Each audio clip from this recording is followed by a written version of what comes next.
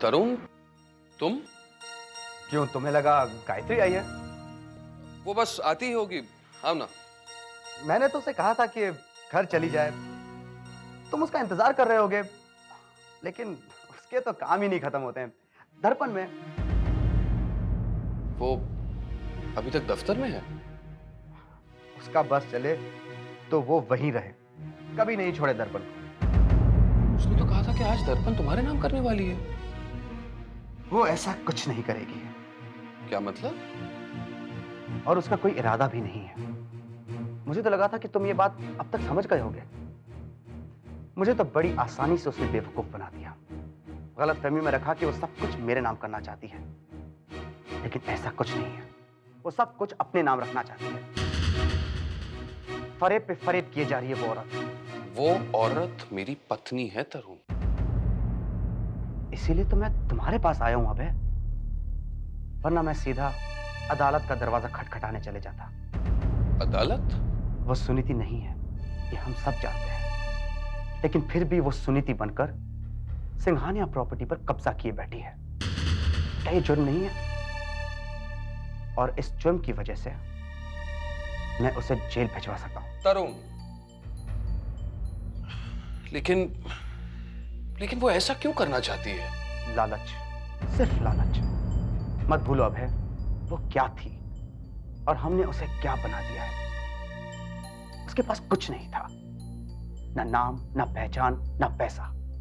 हमने उसे सिर्फ पैसा ही नहीं बल्कि पावर भी दिया है, और अब उसे पावर की लत लग गई है।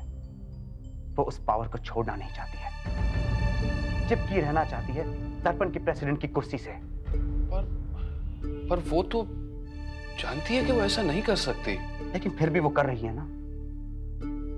अब है, शीतल दी से उनका बच्चा छीन लेना अलग बात है, लेकिन किसी की जायदाद छीन लेना, किसी का कारोबार हड़प लेना, ये एक अपराध है। अपराध। और मेरी पत्नी अपराधी है? वो तुम्हारी पत्नी है अभय। अच्छा होगा अगर ये बात तुम ही उसे समझाओ, वरना कहीं ऐसा ना हो कि तुम्हारे घर की इज्जत कोर्ट कचहरी तक घसीटी जाए।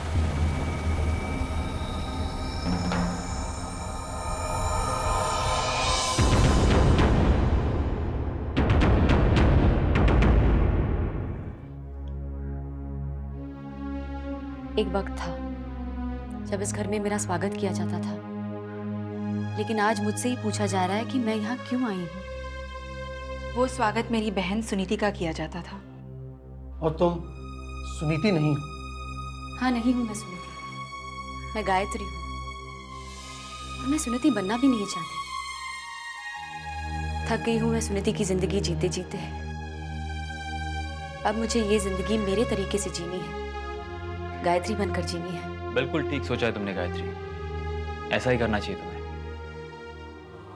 हाँ गायत्री, इंसान जो नहीं है वो बनने की कोशिश में वो भी नहीं रहता जो वो है। हाँ मीरा, और इसने तो ये साबित कर दिया है कि ये गायत्री है, कुछ नहीं लगती है हमारी।